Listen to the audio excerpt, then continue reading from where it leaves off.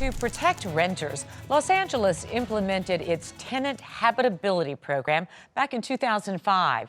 It was designed to help keep people from being permanently displaced if a landlord needed to do some major repairs. But despite the noble intent of the program, critics argue that there are gaping loopholes that can leave tenants vulnerable to eviction. LA Times reporter Emily Alpert-Reyes explains. Hi, Emily. Nice to see you. Hey, good to see you too. How many plans like this have been accepted by the city since the plan was devised?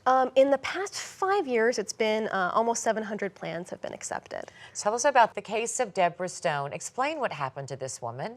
So Deborah comes down to her kitchen on a Saturday morning, planning to make herself a latte, and finds dirty water dripping from her ceiling. Her kitchen has been flooded. It becomes progressively worse. And her landlord eventually says, you know, we're gonna have to do some major repairs to fix this. There was a leak that broke from the apartment next door and caused this problem. So under this program that the city has, he turns in a plan to the city saying, you know, here's how long it's gonna take us to do this. It'll be about 4 months. It'll wrap up in October. And instead, this whole process has dragged on much longer. Today is October 14th. I was here on the 12th of October and I'm coming back to videotape. Here you see evidence of the boxes being eaten. There's clearly rats inside. There's rat droppings all over the living room.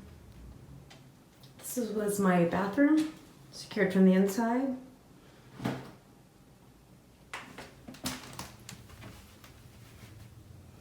Rat droppings. The whole process has been over a year since the initial leak happened. And they originally said you're going to stay in this comparable apartment in Koreatown, which wasn't comparable at all in her mind. Well, so she had, one of the things that the city provides under the tenant habitability program is that, you know, the landlord puts in this plan saying, here's how I'm gonna protect the tenant during these repairs. It might be ways to protect you while you're still at the apartment. You might be able to stay and they're gonna do things to make you comfortable while you're there. It might be relocating you temporarily to a hotel. It might be relocating you temporarily to another apartment. It's supposed to be a comparable apartment, right?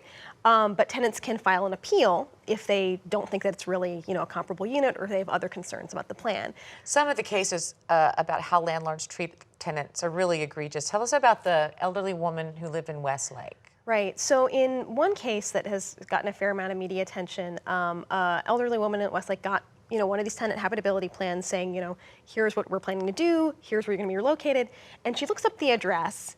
And the address is actually not an apartment at all. It's for the Angeles Rosedale Cemetery. That plan was obviously ultimately not permitted by the city, but it did show that there was a lack of vetting of, you know, what was considered to be a comparable apartment, right? Clearly, the cemetery is not a comparable apartment for her.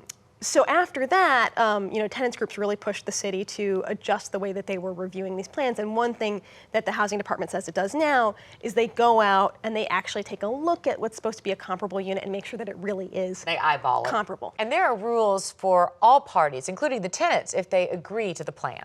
Right, and tenants have to be careful because, you know, if you violate the tenant habitability plan as a tenant, that can be grounds for eviction as well. One of the things that's hard to figure out is whether the landlords are really having to, you know, move you out temporarily because they want to fix something, or if they want to move you along so they can get a higher paying tenant in as our rents are shooting skyward, right? How do they decide?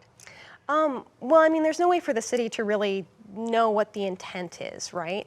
And, you know, landlords have pointed out there are genuine reasons why construction and renovations can take much longer than anticipated. Ask anyone who's ever done construction or renovation. Exactly. Yeah, exactly. So, you know, the city, and kind of looking at this question of how do we hold people to these timelines, is going to have to, you know, really consider construction is not a predictable thing, and could be completely good faith reasons why these take longer than expected. However, you know, given the current rental market, there is a tremendous incentive for landlords to kind of pressure out long-term tenants who are in rent-stabilized units where they're paying a much lower rate than they would be able to get if that tenant left and a new renter moved in. So what are tenant advocates doing to pressure the city to tighten up these loopholes and protect the tenants in a real and meaningful way going forward? Well, Councilman Paul Koretz has said that he wants the city to look at some way to hold landlords to these timelines. Exactly what that looks like, again, how do you sort out, you know, a good faith delay versus something that's sort of intentionally pressuring someone out. We don't know quite yet, but there is interest at City Hall in addressing this particular issue. And Deborah Stone, I have to say, she had the money and the resources to make this work for her, to stick it out. A lot of people don't have the resources and, gosh, don't even have the wherewithal. They wouldn't even know where to begin. They're just going to throw their hands up and give up and move along. I think some of the landlords are counting on that, right? One of the most important things that someone can do if they have any concern about any situation with a landlord is to get legal advice. There are free legal clinics out there. There are groups that provide free assistance to tenants. But they don't have the capacity to help everyone that could potentially need assistance. There's currently a movement in the city of Los Angeles for a right to counsel, where kind of like if you're accused of a crime, you're guaranteed a defense, either paid for by the state or yourself. This would be the same kind of thing, but for tenants facing eviction. So depending on ability to pay, you might get an attorney paid for, you might be referred to someone that you would pay for yourself. But the idea would be to make sure that people at least have access to an attorney in that situation. Well, it's good advice to reach out for help. Thanks so much, Emily, for coming in and sharing the story. Deborah Stone tells LA Times Today that she doesn't think she will ever be able to return to her rent-controlled townhome, but she hopes her experience will serve as a cautionary tale to other renters who may find themselves in her situation.